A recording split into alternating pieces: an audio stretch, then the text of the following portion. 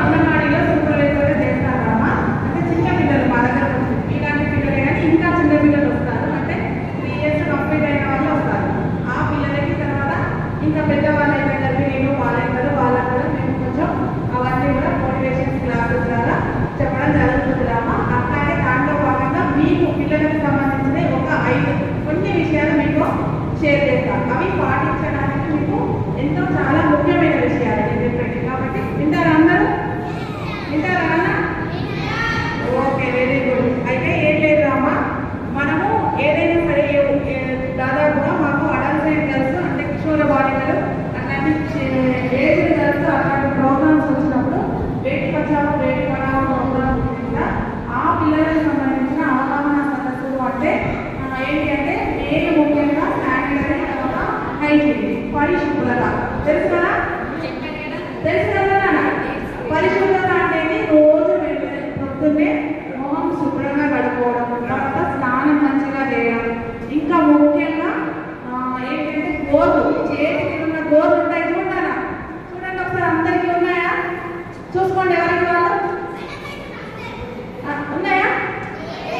లేదు, ఉండకూడదు. ఆ గోర్లు అనేవి అందులో ఉంటాయి కాబట్టి పిల్లలకు అవి మీరు ఎప్పుడైనా నోట్లో పెట్టుకున్నప్పుడు మురికితో పాటుగా నోట్లోకి క్రిములు కూడా వెళ్ళిపోతాయి.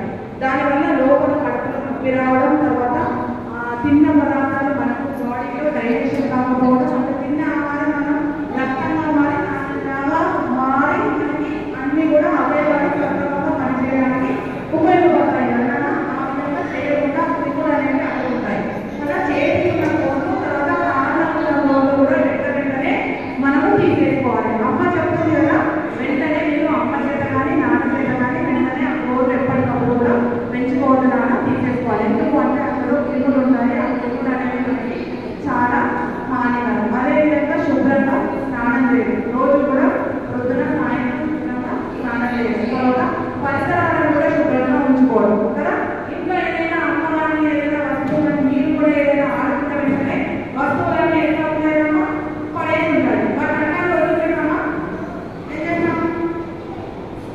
మళ్ళీ ఆడుకున్న వెంటనే వస్తువులన్నీ ఎక్కడికక్కడే పెట్టడం. అట్లా మేము మా చిన్న పిల్లలకి నెలకు 2 మంచి అలవాట్లు నేర్పిస్తాం. విన్నారా?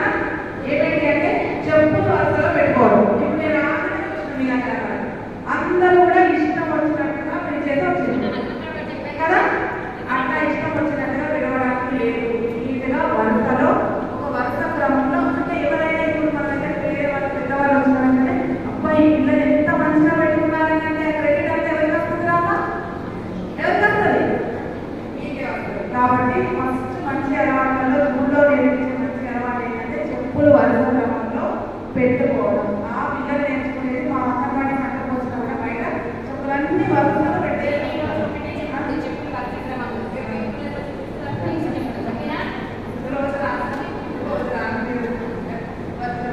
ఓకేనా?